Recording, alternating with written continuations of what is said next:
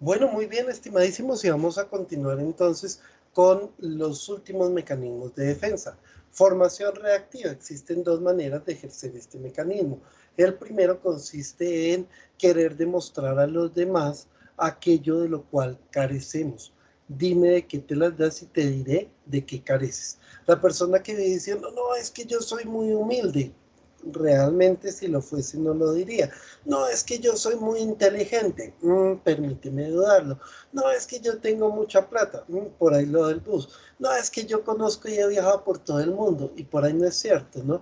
Eso no aplica para un comentario, pero cuando la persona vive diciéndolo todo el tiempo, es porque en el fondo le está careciendo de eso y le duele carecer de eso, ¿no? Cuando tú estás mal con tu pareja y nunca hablas de la relación y de un momento a otro empiezas a decirle a todo el mundo que estás de maravilla con tu pareja, es porque en el fondo hay una crisis. Entonces vivimos mostrando, demostrando, haciendo alarde aquellas de las cosas de las que más carecemos y que nos están doliendo mucho pues no tenerlas. Y la otra manera es afrontar un sentimiento que no podemos aceptar, ¿cierto?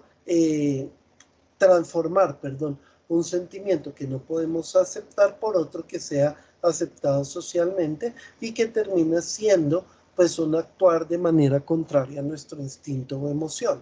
Voy a poner un ejemplo.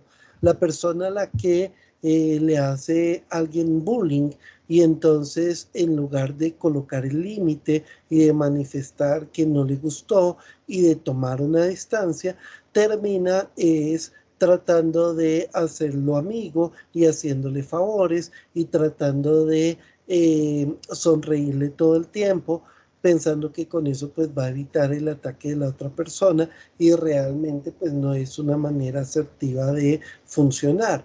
O cuando por ejemplo alguien te hizo daño y entonces tú sientes la necesidad de vengarte, pero en lugar de eso entonces terminas tomando un comportamiento de servir, ayudar, etcétera, a la otra persona, sencillamente por eh, no darle cabida a esa emoción o a ese sentimiento. Entonces ahí cuando cambiamos, ¿cierto? La emoción por el contrario para no ser rechazados socialmente o porque nosotros mismos desde nuestra moralidad rechazamos la emoción, pues tenemos un inconveniente. Entonces tenemos que aprender a gestionarlo de manera asertiva y en un proceso lógico, ¿no? Que es fundamental. Bueno, el otro es el aislamiento, consiste en huir de las situaciones complejas que nos puedan generar confrontación, ya sea física o ya sea incluso de manera de cualquier tipo de comunicación para no compartir en espacios.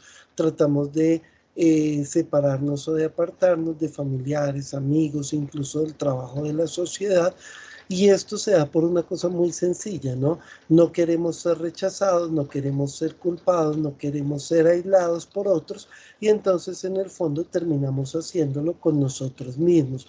Pasa mucho, por ejemplo, con personas con una identidad sexual diversa no asumida, entonces se tratan de ocultarse y aislarse de una manera absurda o con algunas enfermedades que pueden ser vergonzosas en cierto momento por ciertos paradigmas morales, entonces la persona trata de aislarse eh, o personas que la embarran en una decisión y esa embarrada pudo traer consecuencias complejas y entonces la persona prefiere aislarse de todos en lugar de afrontar la situación y pedir excusas si es el caso o simplemente comentar lo que le está pasando o simplemente seguir compartiendo con las personas, la persona se aísla a sí misma para que no lo hagan los demás con él, ¿no? Eso es el aislamiento.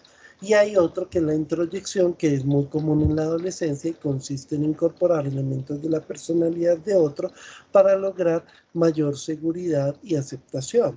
Entonces, por ejemplo, cuando tú estás en la adolescencia, no, es que yo sí soy independiente y te peinas como tus amigos, hablas con los amigos, con como los amigos, utilizas la misma jerga, el mismo acento, todo lo demás, y pues digamos que en la adolescencia está bien. Lo grave es que cuando uno vaya creciendo caiga en lo mismo en todas las situaciones. Entonces, en una clase hablas como ese profesor, después pasas al otro semestre y hablas como el otro profesor y siempre estás asumiendo comportamientos de otras personas y en el fondo es porque no tienes confianza o seguridad en ti mismo. Eso es la introyección. Bueno, estimadísimos, y la última, ahora sí, la retroflexión, que consiste en hacernos responsables de cosas que no tienen nada que ver con nosotros y de las cuales no somos ni culpables ni responsables.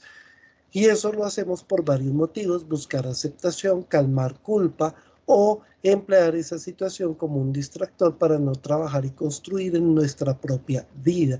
Entonces tratamos de vivir viviendo la vida de los demás, solucionando los problemas de los demás para no vivir nuestra vida y no solucionar nuestros propios problemas, o simplemente por culpa o aceptación terminamos cargando con lo de los demás cuando no es nuestra responsabilidad. Entonces eso se llama retroflexión. Muchísimas gracias y no se pierdan los próximos videos en donde vamos a explicar un tema que les suele gustar muchísimo y les va a servir mucho para su vida personal, y es lo que tiene que ver con el capricho, el querer y el amar. Estimadísimos, cuídense mucho, muchas gracias y que estén muy, muy bien.